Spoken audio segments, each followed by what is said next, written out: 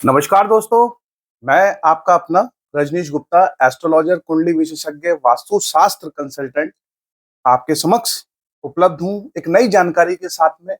ये जानकारी बहुत ही ज़्यादा रोचक है और बहुत सारे जातकों के लिए ये चिंता का विषय कई बार बनी रहती है। आज का जो विषय है वो है केतु। सही तरीके से केतु को जानना और उसे रिएक्ट करना, ये बहुत बड़ा क्वेश्चन मार्क है। हर व्यक्ति आज की डेट में केतु से बहुत घबराता है, राहु से बहुत घबराता है, लेकिन आज का जो अंक है हमारा वो केतु से रिलेटेड है। तो मैं कोशिश करूंगा उसमें मैक्सिमम से मैक्सिमम आपको केतु के बारे में जानकारी दे सकूं, ताकि केतु से जो मिथ हमारे दिमाग में भरा हुआ है कि केतु महाराज के होने से प्रभाव पड़ता है। हाँ, डेफिनेटली केतु महाराज का हमारे कुंडली में रहना और अलग-अलग जगह पे रहने से बहुत फर्क पड़ता है। लेकिन अगर हम केतु महाराज के बारे में सही टर्मिनोलॉजी को अपनाएं, तो ऐसा भी होगा कि आपको सफलताएं बहुत ज्यादा मिल पाएंगी। कैसे मिल पाएंगी? सबसे पहले तो मैं आपको बताना चाहूंगा, अगर केतु महाराज हमारे लग्न कुंडली में जो पराशर महाराज के जो हमारे जो पराशर महाराज हैं, उन्होंने जो चीजें बनाई हैं और काल पुरुष की कुंडली के अंदर जब हम बात करते हैं, क्योंकि कुंडली में देख के ही विवेचना कई बार की जाती है, लेकिन मैं आपको स्पष्ट जानकारी थोड़ी प्रोवाइड कराऊंगा और ना ही मैंने कोई बोर्ड इसमें यूज किया है। तो लग्न में बैठ के, जैसे हमारे 12 भाव होते हैं, 12 भाव में अगर केतु महाराज हमारे लग्न में बैठते हैं तो हमें निसंकोच थोड़ा सा कठोर बनाते हैं। हमारी पर्सनैलिटी थोड़ी कठोर रहती है। और कई बार जब वो लग्न में बैठे होते हैं, पहले भाव के अंदर बैठे होते हैं केतु महाराज, तो कई बार जो है हमारे इन्फेक्शन का कारण बने होते हैं। कई बार ऐसे रोग हमें प्रोवाइड करा देते हैं। हार्ड पर्सनैलिटी हमारी कई बार रहती है, सर में दर्द भी इस तरीके का रहता है। तो ये परेशानियां रहती है। कई बार जब केतु महाराज हमारे द्वितीय भाव में बैठे होते हैं, तो कई बार वो हमें दानवीर कर्ण जैसा बना देता है, क्योंकि फाइनेंशियली सेक्टर है हमारी बोली, हमारा फाइनेंशियली सेक्टर। तो बिना सोचे कई बार हम लोगों की मदद कर देते हैं, और इतनी मदद कर देते हैं कि कई बार हम खुद ही ट्रैप में फंस जाते हैं।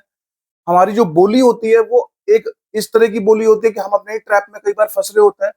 थर्ड जगह पे या तीसरे भाव में जब केतु महाराज बैठते हैं, तो आप देखेंगे कि वो आपको सारी परेशानियों से दूर कर देंगे और आपको राजयोग के अंदर कन्वर्टेड कर देंगे। जो सुविधाएं आपको जीवन में नहीं मिली होंगी तो भी आपको मिल जाएंगी।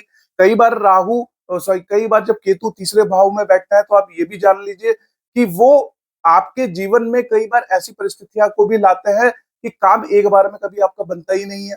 लेकिन उसके बावजूद अगर आप अडिंग रहते हैं, उस चीज को समझते हैं और अपने अंदर चेंजेस करते रहते हैं, तो राग योग भी देंगे। लेकिन अगर आप उस चीज को नहीं समझेंगे तो प्रॉब्लम भी वहां क्रिएट करेंगे। चौथे भाव में बैठेंगे तो माता के लिए क्वेश्चन मार्क बना रहेगा। उनके व्यवहार में या चीजों में कहीं ना कहीं आपके प्रति जो है वो अप एंड डाउन चीजें करते रहेंगे। पांचवें भाव में बैठेंगे केतु महाराज, तो आप देखेंगे कि क्या होगा कि अल्टीमेटली संतान के लिए आपको परेशान कर देंगे। छठे भाव में बैठेंगे तो आप देखेंगे कि आपको रोगों से मुक्त कर देंगे। अगर कोई रोग है तो उस रोगों से आपसे मुक्त कर देंगे। सातवें भाव में बैठेंगे तो स्पाउस के साथ में आपके कहा सुनी और अप एंड डाउन हमेशा रहता रहेगा दशांतर दशा के अंदर।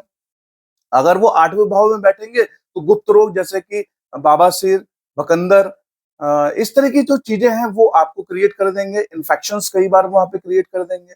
नवम भाव में बैठेंगे, भविष्य स्थान में बैठेंगे, तो आपके लिए जो है वो पाठ पूजा से आपको थोड़ा दूर करने की प्रयास करेंगे। नवम भाव में, दसम भाव में बैठेंगे तो माता और पिता से दोनों से जो आपका समन्वय है वो कहीं ना कहीं अप एंड डाउन करा देंगे। 11वें भाव में बैठेंगे तो लाभ भाव को प्रभावित करने का प्रयास करेंगे। और 12वें भाव में बैठेंगे तो क्या करेंगे कि आपको जो है मोक्ष की तरफ भी लेके जाएंगे। तो अल्टीमेटली ये चीजें होती हैं, मैं इसे डिनाई नहीं करूंगा। लेकिन अगर हम केतु की टर्मिनोलॉजी को समझें और केतु के तरह व्यवहार करें और उसकी तरह कार्य करें, तो आप देखेंगे कि आप बहुत ज्यादा जो है उससे प्रभावित नहीं होंगे और बहुत ही ज्यादा आप आगे बढ़ पाएंगे। आप देखेंगे कि केतु महाराज जो है वो, उनके 3 नक्षत्र हैं। 3 नक्षत्र कौन से हैं? मगा है, मूला है, अश्वनी है। यानी 27 नक्षत्रों में 3 नक्षत्र जो हैं केतु महाराज के हैं। और केतु महाराज जो है वो अश्वनी नक्षत्र के जो भी जन्म लेते हैं लोग उस नक्षत्र में पाए जाते हैं। मूला के अंदर, मूल नक्षत्र के अंदर और मघा नक्षत्र के अंदर जो है ये नक्षत्र जो है वो आपके केतु महाराज के हैं। तो केतु महाराज क्या करते हैं? केतु महाराज आप देखेंगे कि केतु महाराज हमेशा जो है वो पराविज्ञान के लिए भी बहुत इनका योगदान है। साथ ही साथ गुरु जो बृहस्पति गुरु हैं उनके एक तरीके से चेले हैं, उनकी बात को कभी डिनाई नहीं करते, उनको मानते भी हैं। तो ये जो है ज्ञान के कारक भी हैं, लर्निंग के। अगर आप अपने अंदर लर्निंग्स को इनबिल्ड करते रहेंगे, नई नई चीजों को इनबिल्ड करते रहेंगे, केतु महाराज आपको हमेशा इंडिकेशंस देते हैं। और जब ये आपकी दशा अंतर्दशा में चलता है तो इनकी लैंग्वेज को समझिए, इनकी टर्मिनोलॉजी को समझिए। कई बार क्या होता है कि हम इनकी टर्मिनोलॉजी को कई बार नहीं समझते हैं, यानी कि जब ये कहते हैं ज्ञान की तरफ चलें और वो आपको इंडिकेट कर रहे हैं, यानी कई बार ऐसा होगा आप देखेंगे जीवन में कि कोई कार्य से आपको जीवन में बहुत ज्यादा सफलता नहीं मिल रही, तो उस समय पे ये इंडिकेट करेंगे आपको, कुछ समझने की, इनकी टर्मिनोलॉजी को समझने की जरूरत है कि भाई ये कार्य अब आपके लिए थोड़ा सा उतना फलदायी नहीं हो रहा है, आप इस कार्य को कीजिए। आपने उस समय पे अगर उस कार्य को किया, उसमें महारत हासिल की और उस पर कार्य किया और उसके अंदर आप आगे बढ़े, मेहनत करी, प्रयास किया, एफर्ट्स किए, तो एफर्ट्स करने के बाद में कई बार लोग क्या करते हैं, ये इंडिकेट करेंगे, सारी चीज आपको बताएंगे, भाई ऐसे करो, इस तरीके से करो।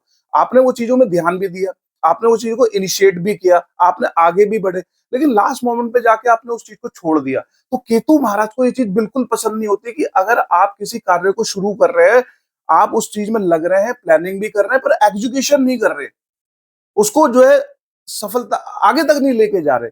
तो केतु महाराज इससे बहुत ही ज्यादा प्रभावित होते हैं। जब किसी कार्य को आप हाथ में लेते हैं, उसको पूरा करने का कोशिश कीजिए। तो केतु महाराज की हमेशा यही कोशिश रहती है कि जब दशा अंतर्दशा आए उनकी और वो आपको इंडिकेट करे, तो उस कंडीशन में वो कार्य को आप पूरा कीजिए, तन मन धन से पूरा कीजिए, ज्ञान को पूरा कीजिए। यानी अल्टीमेटली जो चाह रहे हैं वो उसको उसी तरीके से अगर आप करेंगे, तो जीवन में सफलताएं आपको डेफिनेटली वहां पे मिलती जाएंगी। क्योंकि कई बार हम जो है वो केतु महाराज की टर्मिनोलॉजी को समझ ही नहीं पाते हैं। और दूसरी बात कि जब हम पराविज्ञान की बात करते हैं, पराविज्ञान में भी केतु महाराज का बहुत बड़ा रोल है।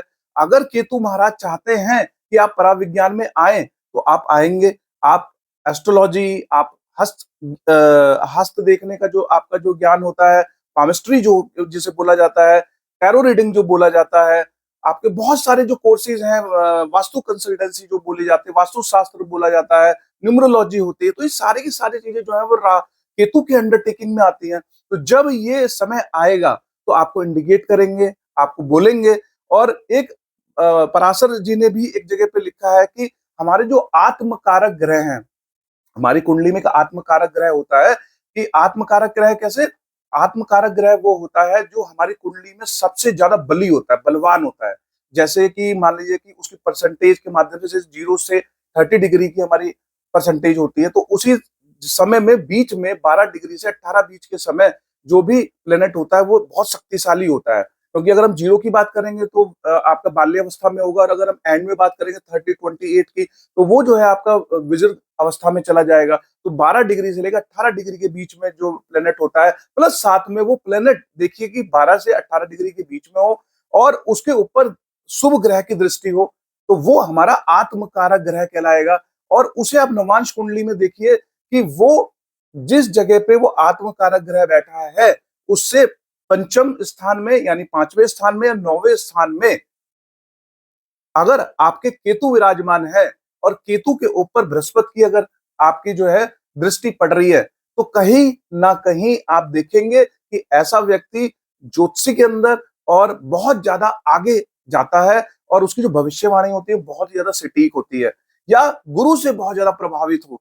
तो इस तरीके की जो चीजें होती है, कई बार ये हमारी जब हम डेप्थ में जाते हैं, जब हम चीजों में देखते हैं, तो बहुत ज्यादा हमें वहां पे चीजें मिलती हैं। तो ऐसा नहीं है कि केतु महाराज अगर हमारी दशा में चल रहे हैं तो वो हमेशा ही जो है हमें परेशान करेंगे। हाँ, अगर हम उनकी टर्मिनोलॉजी को समझेंगे, अगर हम उनके जैसे रिएक्ट करेंगे, क्योंकि वो चाहते हैं कि आप अपने अंदर चेंजेस कीजिए, आप अपने अंदर नई नई लर्निंग्स को इम्बाइब कीजिए। तो होता क्या है कि हम एक अपना बैरियर बना के बैठ जाते हैं कि हमने जितना पढ़ लिया, हमने जितना सीख लिया, तो वो बहुत सफिशियंट है। लेकिन ऐसा होता नहीं है, क्योंकि अल्टीमेटली जैसे आप देखोगे कि कई बार जब हमारा केतु खराब होता है तो हम उसके उपाय करने पहुंच जाते हैं, हम कोई पत्थर पहनने पहुंच जाता है, हम कोई नई-नई चीज़ें दान करने पहुँच जाते हैं केतु से रिलेटेड। तो देखिए क्या होगा कि अगर आप उनकी टर्मिनोलॉजी को समझ के ये उपाय करेंगे, तो आपको और फ्रूटफुल रहेगा।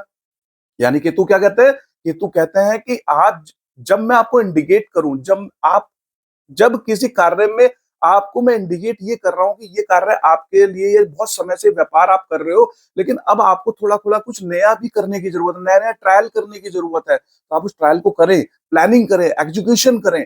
अगर नई लर्निंग सीखने की बात आती है, तो नई लर्निंग को सीखें, अपने अंदर ह्यूमन रेवोल्यूशन करें।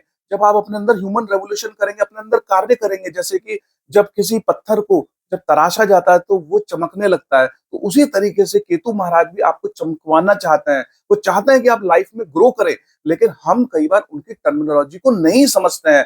हम वो प्लानिंग तो शुरू करते हैं, हम वो प्लानिंग करने के बाद में एग्जीक्यूशन नहीं करते हैं, उसके ऊपर बहुत ज़्यादा काम नहीं करते हैं। तो ज़रूरी है कि जब हमें ये पता लगे, जब हमें गाइडेंस मिले केतु महाराज के माध्यम से, तो हमें वो प्रयास करना चाहिए और जब केतु महाराज देंगे, तो बहुत कुछ देंगे आपको और हमेशा ही जो है आप जीवन में आगे बढ़ते चलेंगे। तो मेरा प्रयास था कि मैं आपको सही जानकारी प्रोवाइड कराऊँ क्योंकि हमें हमेशा यही लगता है कि केतु महाराज के हमारी कुंडली में रहने से प्रॉब्लम क्रिएट होगी।